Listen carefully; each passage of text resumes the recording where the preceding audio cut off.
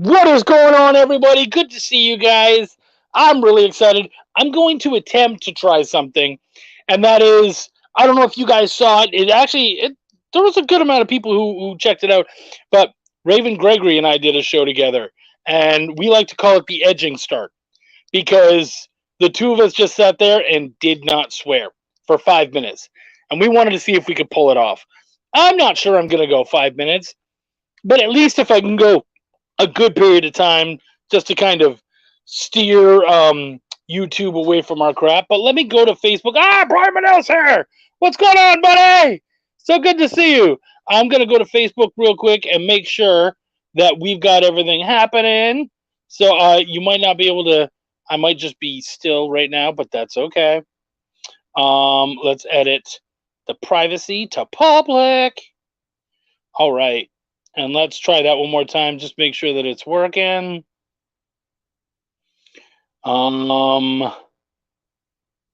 Edit privacy. Yes, it's public. Great. Okay, cool.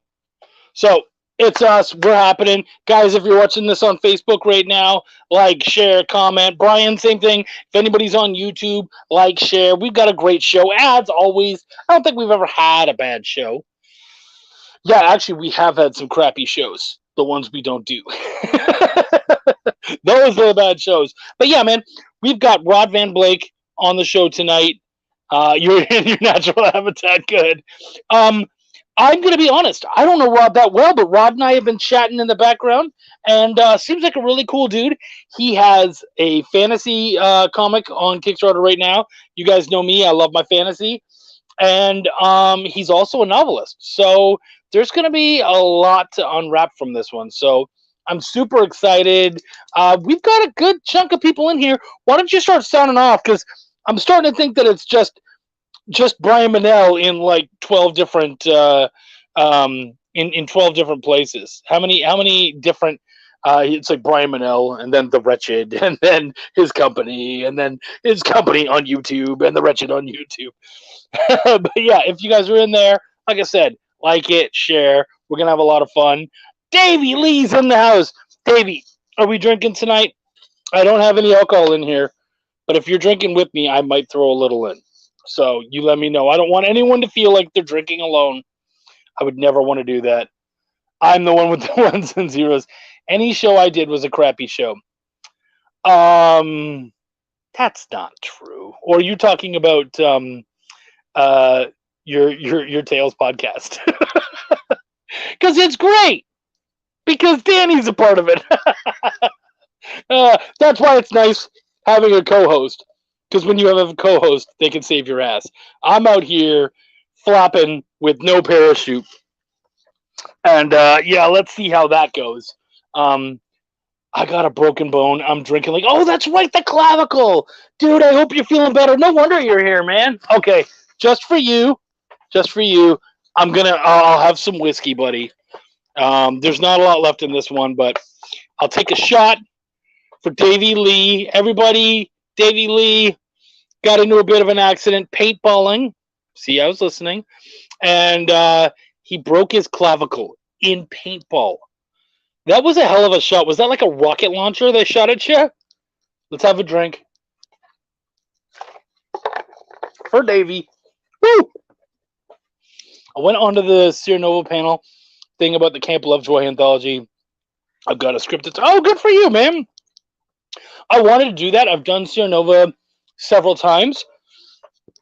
I just, around my work schedule and stuff, there was just no way. I don't even think I was able to tell the guys either. That's how busy it's been.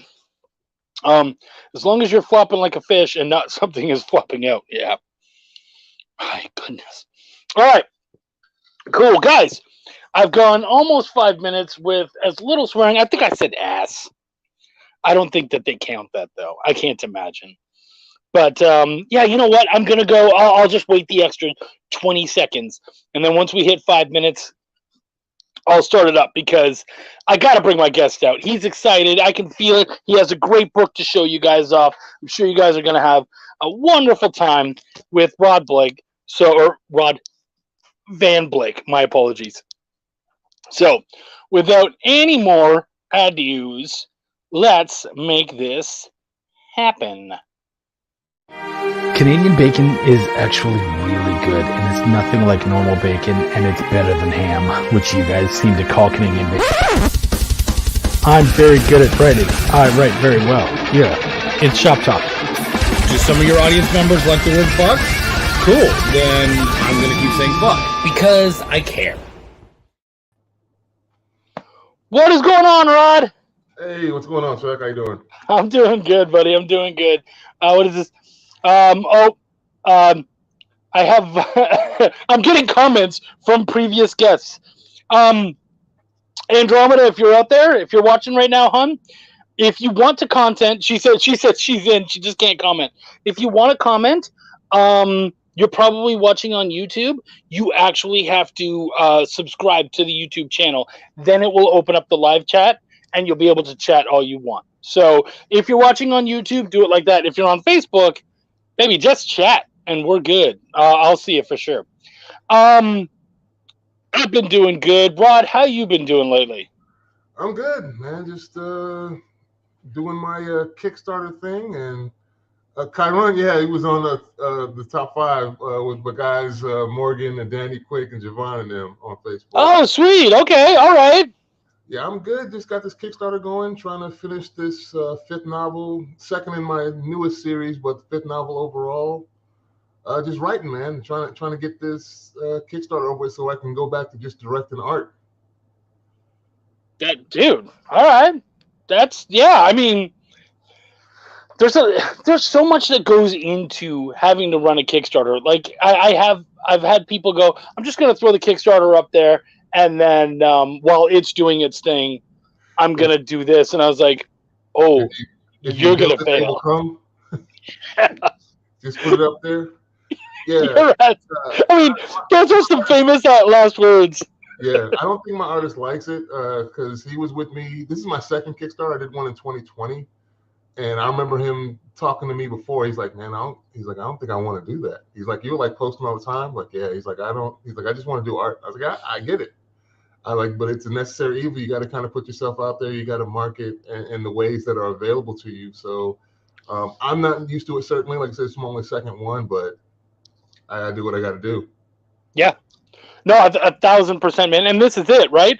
Now, you were brought to me by Henri Compan, right? Yeah. Funny thing, I met him at my very first Comic-Con as a vendor in Baltimore. And I think him and I clicked because I'm from Chicago, and I think he had come out from Chicago, and they were like kitty corner across the way from us, him and I think his friend Kevin, and we were just kind of having fun talking back and forth as he was, I think Yushin, he was doing his comic over there, and I was doing just at the time I only had my book. I had one novel, but we were we were having fun with it, and we kept in contact over the years. I've always seen him at various cons. And so he had offered, when I told him I was going to be launching in November, he asked me to come on, then ended up couldn't do it. And that's how he passed me to you, saying, well, I've got another friend who has a show. How about you see if you guys can connect and do it? I was like, cool, I'm good. Good. So why don't we, while we're on the subject of it, there she is. What's up, girl? Good to see you. She had to jump from YouTube to Facebook, but we're glad you're here, hon. So why don't you quickly tell us all about your Kickstarter? Because, I mean, let's get some people to check it out. Yeah, first off, I'm a novelist. I started off with a science fiction series called Ancient Illumination. Got curious I had read so much crap. I was like, man, I've read so much of this stuff. I wonder if I could write. So I started with that, but I always wanted to do fantasy as well, because I like Game of Thrones. I like Lord of the Rings. I like dragons. I like magic and things of that nature. And I'd read a bunch of that. So I started with Yombani Chronicles, which is this novel, which is what we're basically taking this novel and illustrating it out. We're taking like the first chapter or two and make it into a 32-page comic book. When I was first at Comic-Con, that's primarily where I was going to sell books, and people would see my art, my banners, and would be like, yo, this story sounds good. Do you have an illustrated version of it? And repeatedly, I kept telling them, no, I do not. I'm sorry, I cannot draw. I mean, unless you want a bunch of stick figures, it's not going to do you any good. So what ended up happening is eventually I had to bump into an artist because over the years people kept asking and asking and asking. I figured, you know what? There's got to be a market for it, so I've got to find a way to make it happen. So in 2020, we started illustrating the Ancient Illumination series out. We have 2 graphic novels in that series, and we're doing the same thing right now with Yumbani Chronicles. And Yumbani means home in Swahili. It's a alternate dimension to my Ancient Illumination world, but instead of aliens, spaceships, and military sci-fi action stuff, it's the gods, this pantheon of gods that rule over this dimension. There are elder dragons, there are people that use magic, there are demigods, there are elven warriors, there are all the trappings of a fantasy epic. This is the Kickstarter is mainly for the illustrated version being started and expanding my series out into a comic book series. So, not to paint you into a corner, but you did say that the book series is named after is using a Swahili name. So, would that make it like an Afro fantasy series, or is it? Yes. Yeah. Yeah. It's just I wanted to do something different, and that wasn't cut from the exact. I mean, there's nothing new under the sun, but I didn't want it to be cut from the same cloth as everything else that you're reading. So, of course, you're going to find similarities and parallels to other things, but it's my thing that I came up with and just kind of devised that I wanted to try and illustrate now, because people like that, they seem to like it. So I was the kind of person that, like, I can't necessarily execute it myself, but if enough people are asking me and saying that they want this, then I'm going to find a way to make it happen, because it means more people can see and read my stories however they want to read them. See, I like that, because for me, like, I'm a huge fantasy head, love fantasy, and the problem is that there is some inherent racism in fantasy, such as like dark elves and that kind of stuff, the way, at least where they came from. So a lot of us, I'm just a white dude. So for me, I just have to kind of ignore that stuff and go, no. We can have black elves, we can have all that kind of stuff, and just have to just kind of ignore that. But what I love about what you're doing is you get to take fantasy and go, no, motherfucker, it's not like that at all. And you get to give it its own feel and whatnot. And I really love that. I dig that. And a lot of it's regurgitated. We get the same pantheon of gods. So I chose to use the Orisha of the Yoruba people in West Africa, that pantheon of gods, Olorun, Shango, Oya, Oshun, Babalu Aye. There's a lot more out there than what we normally get. So I wanted to try and put a spotlight on that. And the funny thing is, when you bring that up, like, I enjoyed a vast majority of all the stuff already out there. You know what I mean? So when people get mad at diversity or seeing something that doesn't look exactly like them, I'm like, dude, He-Man and Superman do not look like me. And I loved them as a kid. Like, literally, my mom has pictures of me as like a 4 or 5-year-old going around on Halloween in my underoos, and had her put a Sharpie with that little Superman curly Q thing on my forehead because I wanted it. I love that stuff. So I'm like, I love that. Like, we can all enjoy each other's stories, I think. Yeah. So, no, that's cute as fuck, dude. Yeah. Davey Lee asks, what is the YouTube channel called? Chuck's Raw Reviews. Because I started as a review channel and now moved on to mostly doing these with a review, like, literally once or twice a year. How do you say Nabooty's name? Well, Nabooti lives here. Like, nobody lives here. Okay, nobody lives here. Okay. Yeah. She was my guest a week or two ago, and she was amazing. She was Does he have a photo of himself as a little Superman? No, I don't. I'd have to go. My mom lives in the Virgin Islands right now. I'd have to see if she might have that photo, but I don't have one here. Was there a photo of it though? Yeah, there definitely was. Oh, yeah. That's cute as fuck, man. I love the idea of that. That's great, man. So okay, this is something I always ask, and I'm now like 20 minutes or 15 minutes into the show, and I'm only asking this now. But what is your origin story as a fan, and then what is your origin story as a creator? My origin story as a fan probably starts. I was in the Marine Corps from '97 to '01. Was stationed, my first duty station was over in Okinawa, Japan, in 97, 98, and it was prior to The Phantom Menace coming out. And my stupid self thought that there were only 9 books in the Star Wars series. So I went to the store back then. It was like Walden Books or something. Like, hey, I want to get these 9 because I thought there was going to be episodes 1, 2, and 3. That we already got 4, 5, and 6, and I heard that there was going to be 7, 8, 9 back then. So me not knowing about the expanded universe, thinking that there's 9 novels in this series, and I'm going to go pick up. They say the book is better than the movie. I'm gonna check out these books before. I was waiting to rotate back to the United States from Japan. And so I went and I was like, yo, I need to read the Star Wars books. And the clerk's like, yeah, go to the far back wall over here, make a left in the sci-fi section, and it's going to be on this wall. And I go and I see this huge wall of books. I'm like, man, what in the hell is going on here?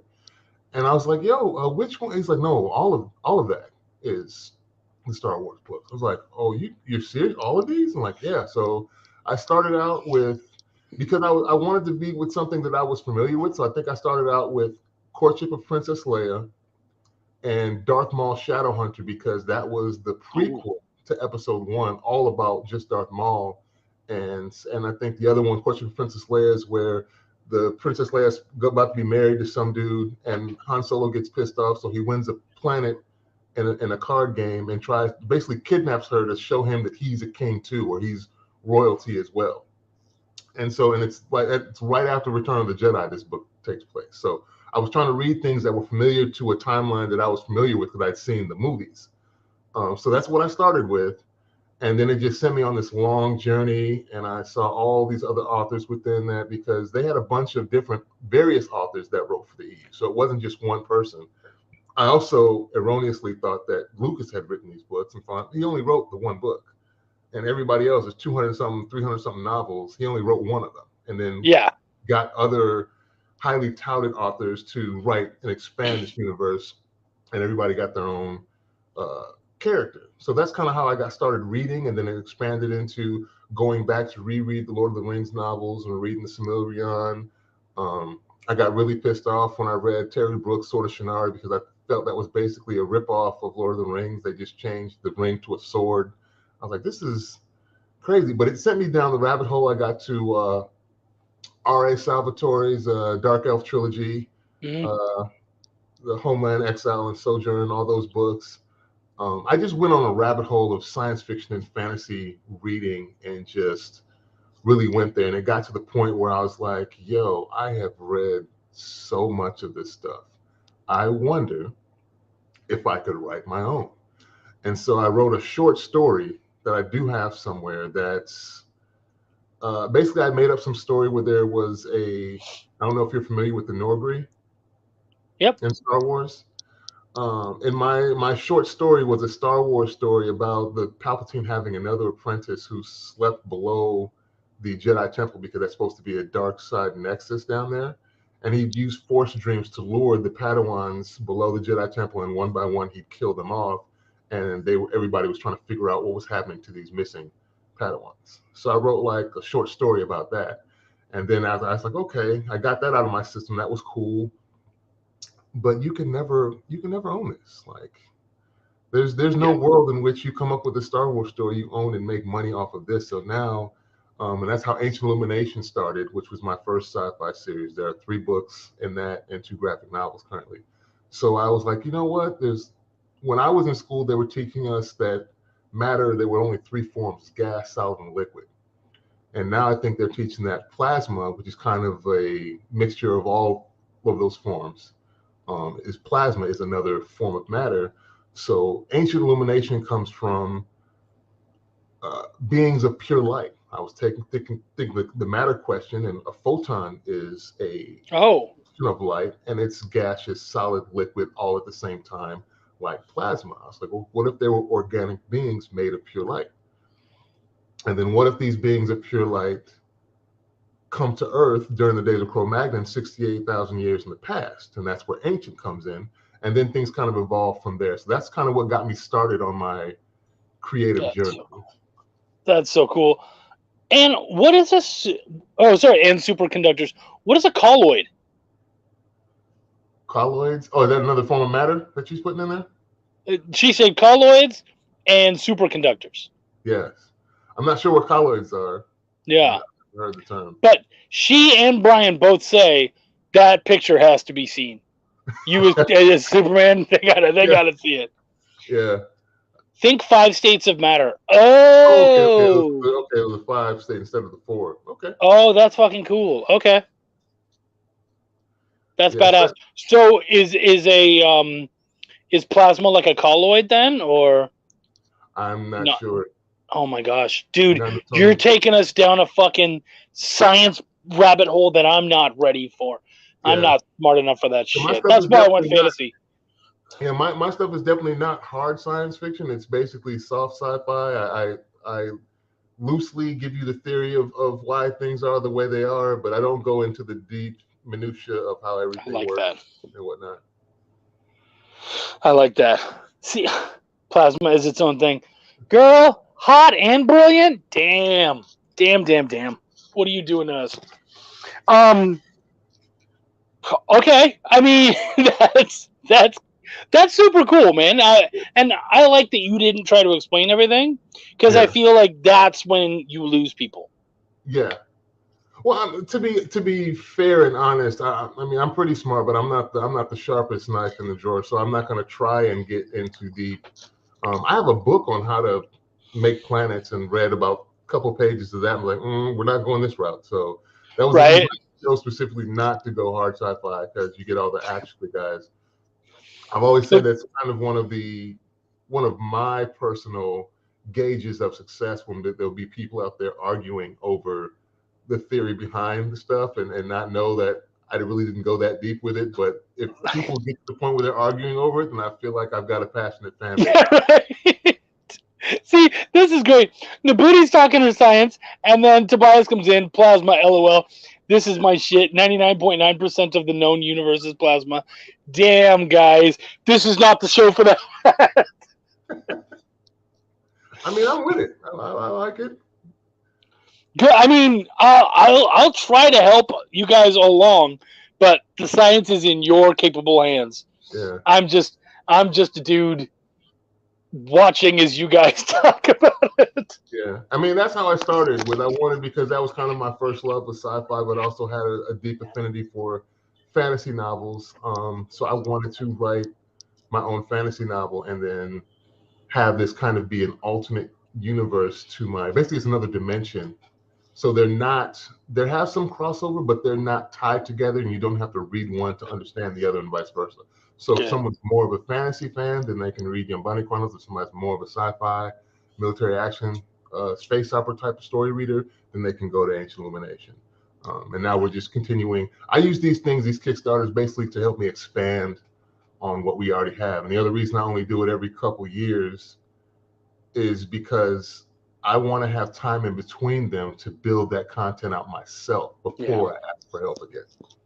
When I started, I had one novel in Ancient. I now have 3 novels, 2 graphic novels now in that one series. And now we have 1 book in the other one, and we're about to have 2 comics, hopefully, and 2 more books in the other series. Yeah. It started with just this book. That's the Ancient Illumination book. And then we took that and took the first 4 or 5 chapters and started illustrating those out into illustrated graphic novels. Oh, that's cool. They look good. Yeah. Now, she says, my name is Andromeda. Of course, I love science. Fair enough. You won that round. So you talked earlier about being a Marine. Yes. I guess one of my questions would be, when you're doing battle scenes, do you find that you have to kind of gloss over it a little bit, or do you get down and dirty? You're like, I know what battle looks like. I'm going to fucking write it. No, not necessarily that I know, because I didn't really see any action. I was in I was in the communications, datacom. So okay. I was basically part of headquarters, but I did train, and they taught us a lot. And so a lot of the jargon, a lot of the nomenclature that we use in the military, I will use in my Ancient Illumination series. The banter between the Marines, between naval personnel, and this and that, are things that I picked up because that's what I experienced and that's what I know. And I think it kind of grounds it when somebody finds things familiar. I've often had readers that will recognize certain names in the book and come be like, hey, you had to have been in during this time because your commandant was actually commandant. I was like, well, yeah, when I enlisted, this was the commandant, the general that was commandant in my actual real life experience is the commandant in that's cool. the book. And so things like that come about. The mentalities that you hear them kind of bitching about in the books because they don't know what's going on between this mutated race and them trying to gather together to fight them. And so you never know who's on the right side, but you just have to follow orders sometimes. So it's not, it's not your choice of what to do. It's just, this is what you have to do now because they say so. So those kind of themes are going to be throughout my writing, regardless of genre, just because it's kind of a part of me and I want to sew that into the story. That's cool. Brian Manell asks, what was it like translating the pages into the graphic novel? Funnily enough, I am not the one who did that. I had a long talk with my artist, Jordan Pennell Jackson, and he was like, you can, because I write kind of cinematically in most of the books. So you like the movies, they're jumping around and you have maybe a subtitle will pop up to let you know that you're in California. Then 3 pages later, you're on the East Coast in New York. He's like, I can't. He's like, we have a limited amount of pages. We have 56 pages to do this graphic novel. I can't spend 2 pages with one character, then leave him and flip and go to this character now, and then you flip again. He's like, because you're limited. So he basically stitched the story together from the first 4 chapters into a more cohesive experience for people experience it visually, so that you stay with this group of characters for a longer period of time. So what that has done, I think, as far as my contribution to it with the fantasy series, I now try and stay with that single group for the entire chapter. So that if I don't have a script, and I'm getting to learn now about writing scripts for artists. I'm getting into that just now. But what I did with the other book is I stayed with that group of character or that group of characters for the entire 10 or 11 page chapter. So I can take 2 chapters and just give them straight to the artist and say, we can basically make the storyboards directly from the book, translate them into illustrations, hoping that I can expedite that if I don't have an actual script. I also have now side stories that I'm currently going to start writing scripts for that there is no base material. So I'm going to start with the script and hand him the script for those. Sweet. Yeah. Yes, Brian. The illustrator did capture the visuals in the graphic novel. Was awesome. He did. That's the funny thing is he was pretty much spot on with the graphic novel adaptation. I was really pleased with how that came out. I think I was really lucky. I've seen so many horror stories about artists and writers getting together and things not working out. With Jordan and I, it's been wonderful.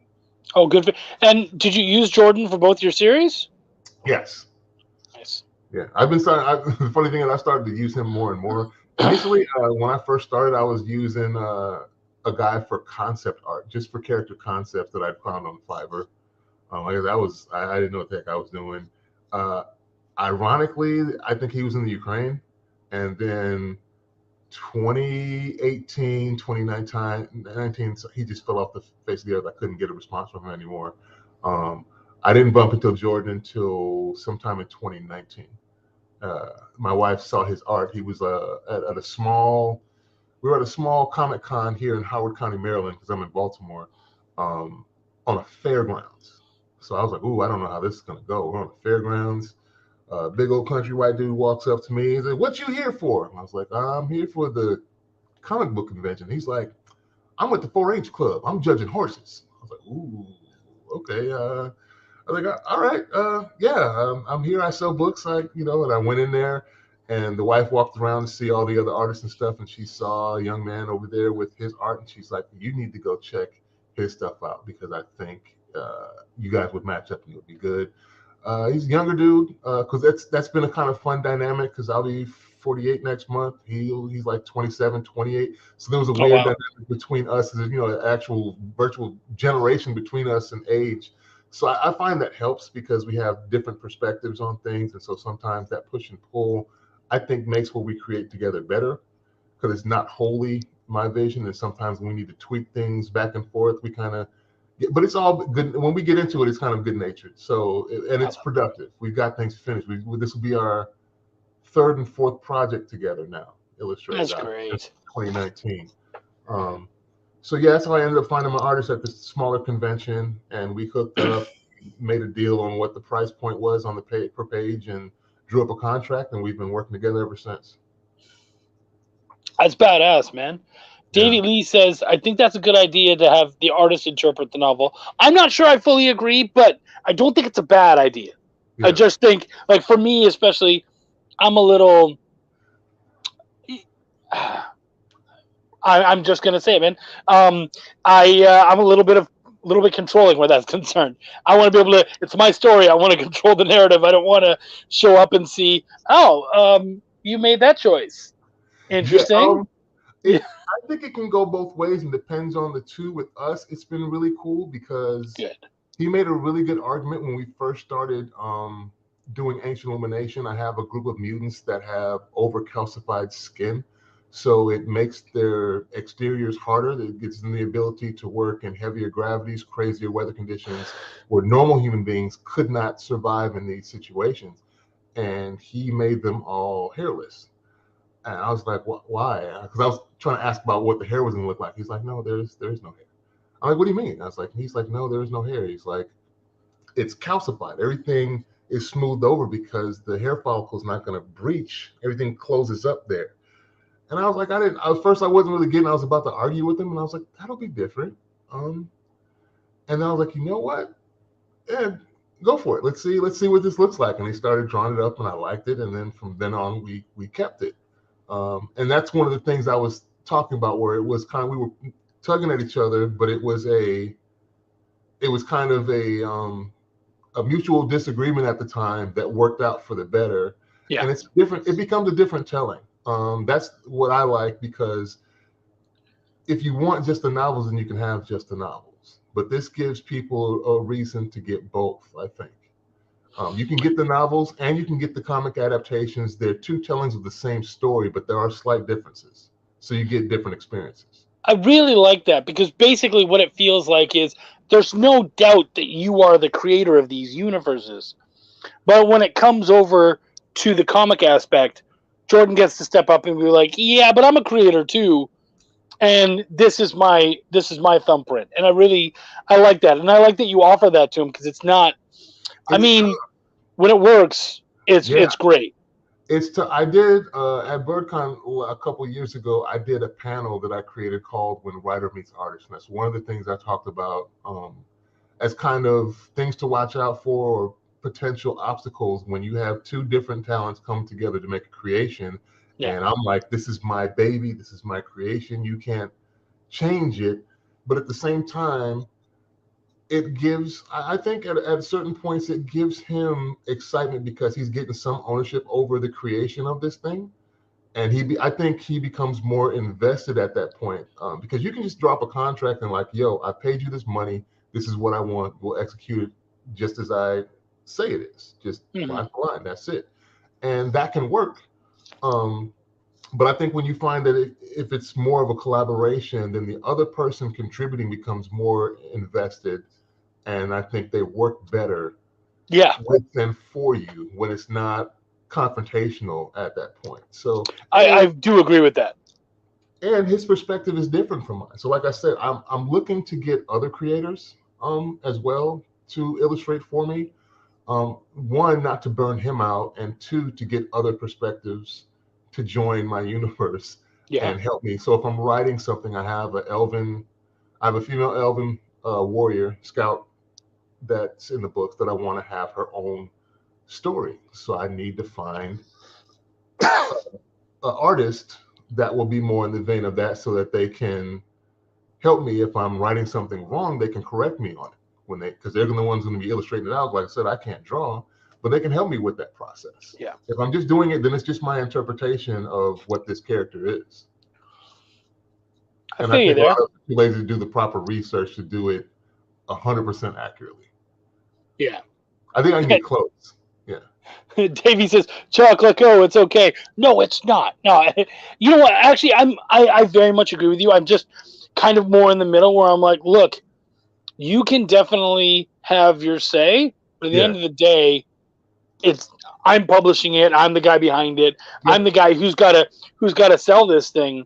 Yeah. So you have to sell me on your ideas because and that's what happened. Yeah. And I'm paying for it. If it's under my banner, I do have final say in what actually happens and how it gets executed. If I really wanted to put my foot down and say no, I could have. At that point, I didn't feel it was worth it. I didn't want to hamper the production, and not to mention what he was producing, I liked a lot. So and that makes it easy. I hated it. Like, oh yeah, no, we're not doing that, bro. I'm sorry. Yeah. I like what he's doing, and it's a different style. It's a different style than a lot of the stuff that I've seen. But now we're doing it again with the fantasy side of things, and that's what this Kickstarter is about, trying to get this thing funded so we can get 2 issues out of that. So which, by the way, guys, it's down here. Check it out. I don't have a link for you guys to click on, but it's right there. You guys can go check it out. I would love to hear that some of you guys have picked up the book and that you're going to be able to talk about it and everything and read it and check it out. Andromeda says, that's my issue with writing. I began collaborating with an artist and I'm scared shitless it won't match my vision. You know, what I would tell you is, especially since you are, newer to the publishing world, not saying you're a new writer or anything like that, but new to actually, turning it into a comic and publishing. Yeah. As an editor, I would tell you, and you have a good friend, Anne, who's an editor as well, our boy Raven, get an editor and have them be your go-between. Because a comic book editor is usually, especially one who's been around for a bit and is able to do like some minor art direction and that kind of stuff, they can be a really good go-between. I know that, Henri, who you and I, like I said earlier in the show, he introduced us. I'm his editor. And so he will come to me, literally all the time. Call me randomly at like 10:30 at night and be like, hey, dude, Dexter just sent me some pages. Can we look at them? And I'm like, yeah, let me just finish this round of Fortnite. And, I fucking got you. So I'll finish that up and we'll go over stuff. And man, I enjoy being able to be a go-between. And, sometimes we're stuck on our ideas so much that we can't see that the other guy really has something truly cool. And I'm glad, Rob, that you were able to do that on your own. But yeah, I would consider getting an editor and having someone, because they can help tighten up your script. They can also be a go-between and be able to speak to the speak to or for the writer or the artist, and be able to kind of give you some ideas, because there has been moments. I remember early on when we were working on Warline, which is the new book that Henri and I are working on. He was doing all of the page layouts. Okay. And I was like he was drawing them out, and he's not an artist, but he was drawing them out, and he's like, I want it to look like this. And I was like, dude, you got to fucking stop that shit. And he's like, what do you mean? I'm like, you are stifling this dude. Probably, like, he has studied this shit. Why are you drawing layouts when this guy would probably love to break out and do it? And he's like, oh, I don't know. And finally we got to this page where his layouts had been pretty good up to that point. We get to this page and I was like, I'm sorry, this layout sucks balls. I don't even know how to say it nice. And he's like, yeah, no, he's like, it's generally what I want. And I was like, that's why I said, here, let's make this a test for Dexter. Don't show Dexter this page. Don't show him your layout. What he can do. Yeah. Just give him your script, which speaks well to what you had there, and see what he does. Dude, this motherfucker knocks it out of the park. Just gorgeous piece. And he was like, shit, man, I think you were right. I was like, yeah, man, just let the guy do his thing.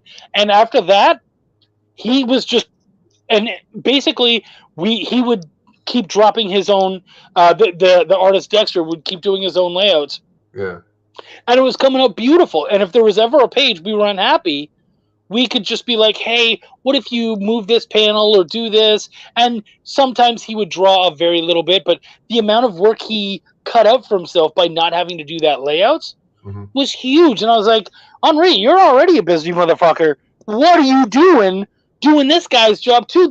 You're paying him for these layouts. Let him do that. And he's like, yeah, you're right. And I was like, I get the control issues, but it's going to be so much better. And honestly, when you guys check out War Lion, you'll get it, man. Dex is just flying. Brian Manel says, it's hard to match what you imagine exactly. There will likely always be a variation of some kind, or it doesn't actually look like how you imagined to begin with.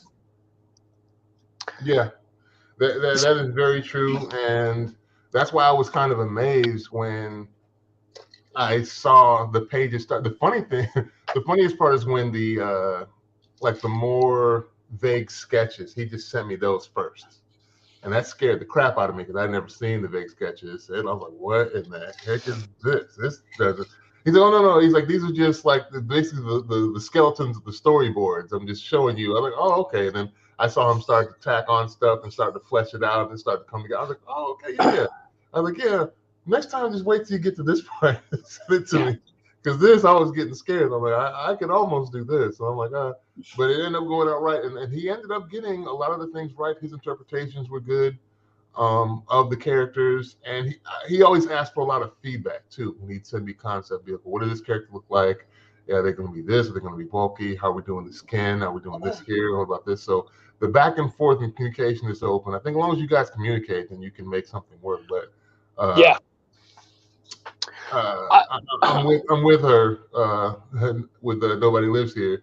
I'm with her on it being scary, kind of relinquishing some of your baby and putting it in the hands of somebody else. But if you find the right person, I think, and that's the key, is finding the right person. Sometimes I think we want something so bad that we jump on opportunities that maybe you shouldn't at first too early. And I just kind of got lucky with this one, I think, out the gate. Yeah. I would say that you did, but that's awesome. Like, go with it. So what I will often tell people is when you're like, I got very lucky. I wouldn't say lucky, actually.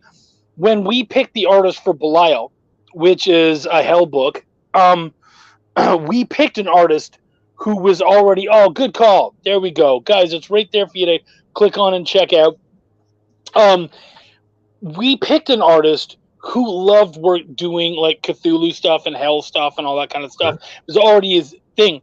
So what I found that when I was writing the scripts, I gave him an essence, a feel of what I wanted the everything to look like, but I left the descriptions fairly vague because I would like at one point in issue 2 we end up doing basically we have like the hellscape version of bureaucracy. So it's a lawyer, like a business tower filled with lawyers and accountants and all that bullshit.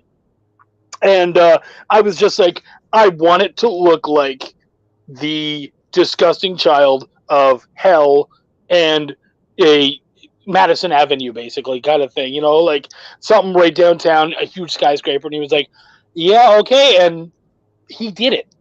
Yeah. And that's the nice thing about hiring someone who already lives in those worlds. Yeah.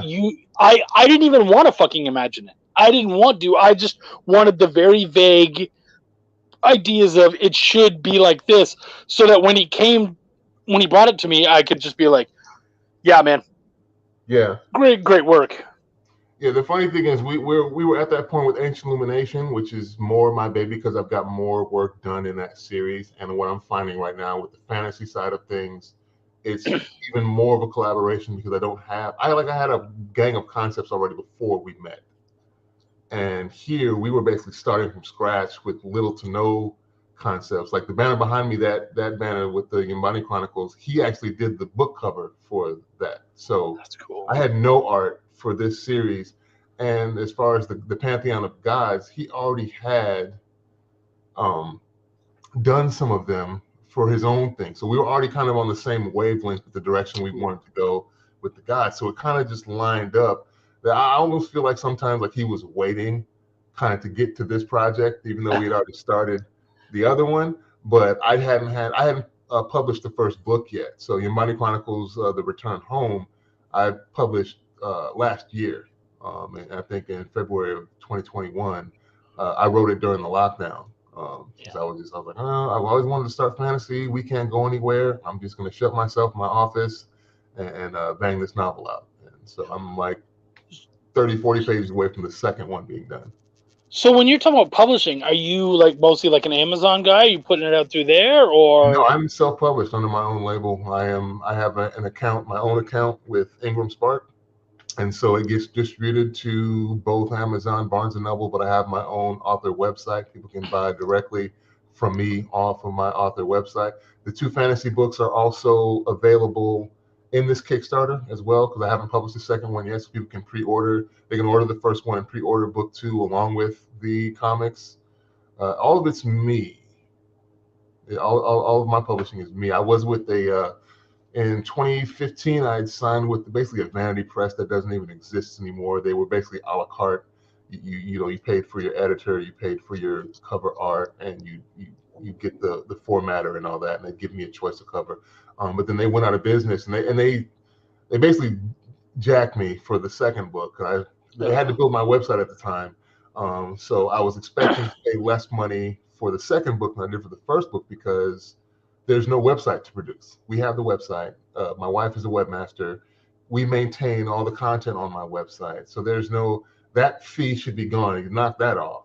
And slowly I was able to start doing more and more of my own stuff. They were trying to charge me $100 for copyright, I think, when I know you can pay like $50 to Library of Congress, upload your thing, and it's done. I'm like, so why is this $100 now? Take that off. And luckily, like I said, they went out of business, and I knew something was wrong when they started giving all their authors their distribution rights. Like instead of them uploading the books, all the authors would say, here, you get this account with Ingram, and you now upload the books. So I knew things must have been starting to go downhill from there. And then after they were gone, I published the third book, Ancient Illumination Godhood, Ancient Illumination 3 Godhood, and then we did the first graphic novel, Jordan and I. And the reason we did the Kickstarter was because basically I had to launch a book and there was no event for me to go to. I had this new graphic novel with nobody to go to and sell the book. So that's why we did the first Kickstarter in 2020, so I can get the second graphic novel going. Because I paid for that out of pocket. And I was not trying to do the same thing back to back. And that's also a reason I think we did shorter books for the fantasy side, because if they're shorter, then they're a little bit cheaper and cost a little less to produce. So I can keep going, Right? David Lee says, wow, Rod's got grit, pushing through all those beginner stumbling blocks. Yeah, man. That's a lot of shit to have to deal with. Like, seriously. Yeah, I had no clue as to what I was doing. To be honest, I had, like I said, my first Comic-Con when I met Andrea in 2017. I had one book. I had been advertising in sci-fi and fantasy magazines, mainly Locus, Analog, and Asimov magazines, which were about $250 a month to advertise in for a quarter page. And then I think Locus was $300 a month to advertise in, but they made you purchase 3 months at a time. So that's $900 out the gate. Yeah. And so I wasn't getting that money back. So I was like, I don't know what the hell this is. What do I do? And so I was like, well, let me try this Comic-Con thing. And at the time, I think the table was like $250. So I plunked my little $250 down. I had one banner. I had these little styrofoam placards with my character concepts to put up on the table, kind of spread out around this one book. And then I sat there with me and the wife. We sat there and sold almost 80 books, made $700 in my first event. So I was like, this is more viable. How about let's do more of this and not advertising in these magazines? And then I started having to research local events that I could go to, how much they costed, how far they were away. My wife, she's big on the internet, so she was like, look up and see how much foot traffic is at each event. So we were finding these other events. I found Baltimore, Awesome Con, Tidewater Comic Con, Farpoint. We've run the gamut of a bunch of different events local to Baltimore and the DMV area. I've got a couple that I've done in Philly and a couple that I've done in Delaware. Like the one-day events have been the best, but it was finding those events that I could easily get to sell the books. I could see where my investment was going. If I paid this much for the table, I could see how much I got back in return over that 1 to 3 days and see if that event was worth it. And then it was just about working out that schedule. And it seemed like just about when we were hitting our stride, I published the second book, and that's when the pandemic hit and just shut everything down. And we were just like shutting doors. I was like, yo, what is happening? So yeah, it was some trial and error and me bumbling along the way. Will you be my manager? Oh, that's funny. Well, did you see this thing he said here? He said, I'm assuming the comic version is much more streamlined. If so, how much do you think is cut out of the novel? And was there any darlings you had to kill to make it happen? So far, no. And that's because we were breaking it down into minute chunks. I should, out of this, like I said, these are 56-page graphic novels that we have here, in which they're illustrated out. And so I don't think we cut out anything, but we're taking them in bite-sized chunks. And so at 56 pages, I should be able to get 15 volumes out of that first book. And wow. And there are 3 books in that series currently. How many pages was in your first novel? Like 300. Nice. Like that. Because the newest one, this one's 350. I love asking that kind of question because it's kind of like that throw your dick on the table sort of thing. Like, how big's your book? Well, my thing was I wanted them to be around 300 pages because I figured that was a decent read, but not an overwhelming read. Like, I have no problems going through a 1,800-page tome, but that's me. Some people, a lot of my friends, like, dude, I'm not reading that. So I was right. 300 should be a decent read with not intimidating. So I'm hoping that's what I was going for anyway. I don't know if that's the case when people read the books, but the people that have read them haven't had any problem. I've had people return for the second and third, but I didn't want to be too big, and I didn't want it to be so small that it wasn't. I think 300 is solid, and that's ours. Is I think the book we ended up doing was just short of 80,000 words, and it was like 270, 280 words or 280 pages.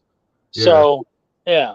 Yeah, that one, I think that book is 98,000 words for the first book, nice. 97,000 words for the second book, and I think like 94,000 words for the third novel. Size matters. Oh shit! And the first of my fantasy, I think, is 150,000 words. Oh wow! Yeah. Wow. Have you? Now, here's a thought, because our books actually came from. They originally started as an audio drama that we then novelized. So, have you thought about making audiobooks or going that route? I've already been in the studio and recorded the first 7 chapters of Ancient Illumination. You're recording it with your voice? Yeah, I'm reading them. Oh shit, dude, that's gonna be silky smooth. Yeah. Yeah, I'm narrating my novels because my goal is to narrate my novels, and before the end of all things, I want to find at least 20 other authors that could narrate their books as well. That's my goal anyway. I tried to narrate my book, but my partner was like, "No, man, you're good. I love you and your personality, but why don't we get a professional? We can afford it." And I was like, "All right, fine." I really wanted to do it, but and you know what? There's a cadence to that kind of stuff that I think I would be really annoyed by, and I would end up going way too quick. So, yeah. This fucker here. Essence House audiobook was recommended for sleeplessness. Brian, if it helps. I have 2 graphic novels for the Ancient Illumination series. I have these 2 are comics for the fantasy series. I think anything above a certain amount of page count technically makes them graphic novels, correct? I believe so, yeah. Yeah. So that's what they're close to, like 60 pages. They're graphic novels. I wanted these to be closer to standard, so they're like 20-something, 32 pages. So those are but I do plan on making other stories that I may do in a longer form for Illustrated, but those will just be scripted out. I may not novelize those. I may go straight to, because I have a bunch of main characters, and then I have side characters that have their own stories I want to do, and then I have offshoot stories of those stories that I may do in graphic form. Brian says, you still can, Chuck, as a bonus read. Steph would love it. See, I could do that. And you know what? The whole reason we started with the audiobook was for people like Steph who can't read. So we wanted to read it for them. Wow. Oh, Steph and I, a lot of love, but man, we spit fire at each other. He's an artist. I'm a writer, and we love to fight, and it's great. Yeah, it's funny because Jordan's read the first book. I have to, like, it's like pulling teeth with him, getting him to read anything else now. I was like, oh, dude, you're going to have to get to the second book. He's like, I'll get to it when I get to it. I'm like, all right. He's like, we've got like 13 more fucking volumes before I have to worry about that one. So I got time, man. I got time. Yeah. I like that. Dude, okay, so we're getting towards the end of our hour. Do you think most or some artists would be happy to work with pros? I think it depends on the pros. And if that's the thing. I think Jordan genuinely enjoyed what I was writing and the world that I was creating. So he was a bit more enthusiastic about illustrating for it. But I have heard him read other things, and it's just really not his thing. I've had him talk about other jobs that he had that he just really wasn't into. So I think it depends on the pros that he's given. I think that's probably true of most artists, that if they're really into what they're reading, then they'll have a better time and be more enthusiastic about creating within that book.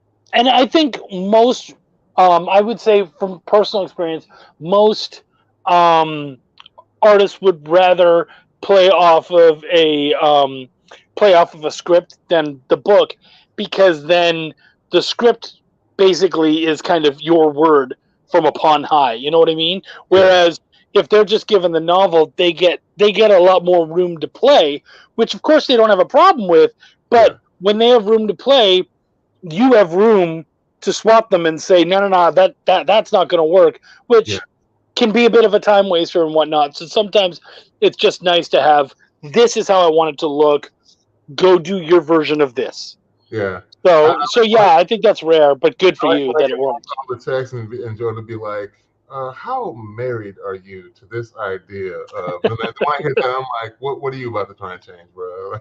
I love that as an opener. How married are you to this? That's great. Brian Manel defeats the sun in a Pokemon battle, obtains Kickstarter link to share before I leave. Thank you, buddy. We appreciate you. Yeah. There's the link. See, yeah, Steph gets it. That's something that you and I can agree on, Steph. Guidelines are good. Yeah, absolutely.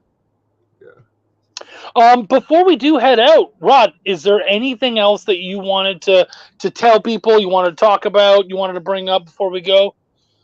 No, I think we pretty much covered it all. Like I said, if you can, check out the Kickstarter, back it if you can. If we hit 6,000, we're almost at like 4,600 right now. We will also be giving away for everybody who backs for physical rewards, Eve of Insurrection, which is Jordan's first solo comic that he did. So it's a cyberpunk Afrofuturist story about corporate cities and corruption, and a kind of a vigilante character that goes about trying to stop that. It's his, like I said, we get to 6,000. Everybody who backs for physical rewards, that's going to be at no extra charge to anybody. We're just going to flop it in there with everything else people get. So they'll get a fantasy story, they'll get a cyberpunk sci-fi story as well. In addition, appreciate you guys' time. Sounds like America. Well, I like this where he goes, guidelines are good except smaller boobs.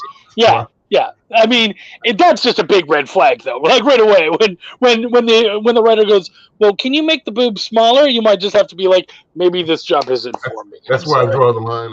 Yeah, right. Well, especially Steph, the line's already been drawn. He walks into the meeting and goes, unless the tits are big, I'm not doing it. So where are we at? Well, it's about a dude. See you later. Yeah. He said he can tell I'm married for a while, expert negotiations. No. Yeah. No, actually, we just came up on our 2-year anniversary. Oh, congrats! That's great. Yeah, that was another story. Because we got married during the pandemic. We had to limit the people that were there, and we had, I think, 10 guests live, and then we had a stream for like 50 on like virtual guests at the event. Oh, that's cool. Yeah. So yeah, we've been together for longer than that. We've been together for about 8 years now, 7, 8 years. So 8 years, so it took you a bit to make it happen. Why during the pandemic were you like, now we're gonna make it real? No, it was always in the plan. We got engaged in 2018. It just took us a while to plan everything, and plus we're from all over. Like she's from Baltimore. I was born in New York, raised in Chicago. I did a lot of living in California when I was in the Marine Corps and overseas. So all of our friends and family were spread out all over the place. We actually met in the Virgin Islands, where my mom lives still in St. Thomas. Oh, wow. So yeah, it was a matter of getting everybody together and trying to how to feasibly choose a place and time and all that. And then on top of it, we had the pandemic kind of slow things up. So I don't think it necessarily took all that long. It just, life got in the way and we had to kind of work around it. And isn't that the way of it? It usually does. Yeah. Rod, dude, thank you so much for coming out. I really appreciate having you, man. I appreciate you having me on. We had a good time. Got some talking in. Can you give us one final pitch for your Kickstarter? Get people out there checking it out. Yeah, if you like epic fantasy with gods and elder dragons being awakened because magic in the world has been corrupted, and possible demigods being created by having talents of magic from the gods infused into an unborn child, then check us out. The Yombani Chronicles issues 1 is done. We're working on issue 2 as well as the novelizations for that. So if you like fantasy epics, come check us out, support, help us get there to our stretch goal of 6K so we can give you this cyberpunk story. And I really appreciate your consideration. Dude, Davey Lee says, hey, Rod, I have a Marine buddy who said he joined the Marines because of G.I. Jane. Thoughts? Isn't that right around when you joined, actually, when that movie came out? I joined in 97. I went to boot camp in 97 from Chicago to MCRD San Diego. But why G.I. Jane? Wasn't she in the Navy? She was trying to be a Navy SEAL, right? Oh, that's right. Yeah. That's funny. I didn't think about that. He got it mixed. The funny thing is, I always wanted to be a fighter pilot because of Top Gun in the 80s, but I grew up to be 6'9", and when I enlisted, they told me that anything over 6'5" would cut themselves off the kneecap if they attempted to eject. So I was not allowed to be a pilot. They said you could be a cargo or a bomber pilot, but a fighter pilot, those jets are too small for you, basically. You're fucking 6'9". Yeah, 6'9", 350. Dude, cannot wait to meet you at a show and give you the salute straight up. Yeah. You got like a solid foot on me. Damn, good for you. Yeah. Yes, Dave. Jesus. Dead on, man. Good for you. All right, Rod, buddy, thank you so much for coming out. I really hope that you guys kill it. Break that 6,000 so we can all get that extra book. Man, I had a really good time meeting you. I hope to see you around, serious. Appreciate it. It was nice to kind of virtually meet you, and hopefully, like I say, we can meet in person. Where you at? Are you close? I'm out of Texas, but I do travel a lot. I did C2E2 in Chicago earlier this year, and I've been around a bit. So I've been trying to get in there for years, and I'm from Chicago and can't get in there. That's my partner on. Here's the funny thing: my partner on Essence House lives just outside of Chicago.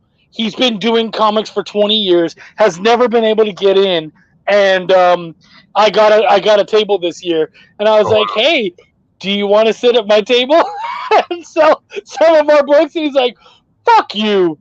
Yeah, okay, all right. And we did. We sat down and we did.